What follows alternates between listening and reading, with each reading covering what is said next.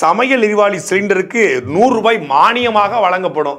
ஆக சொன்னீங்களே, செஞ்சீங்களா? பெரிய மாநகராட்சியில் பறக்கும் சாலை திட்டம் செயல்படுத்தப்படும்.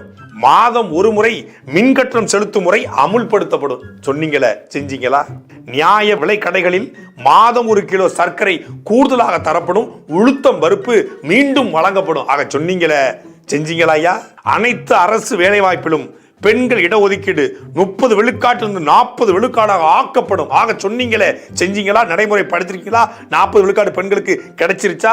சட்டம் ஒழுங்கை காக்கும் பணியின் போது உயிரிழந்த காவலர் குடும்பத்துக்கு 1 கோடி ரூபாய் வழங்கப்படும்.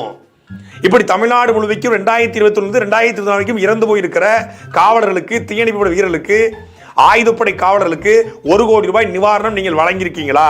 பெண்களுக்கு எதிரான சைபர் குற்றங்களை களைய சைபர் காவல் நிலையங்கள் தமிழ்நாட்டில் உருவாக்கப்படும். சொன்னீங்களே, செஞ்சீங்களா?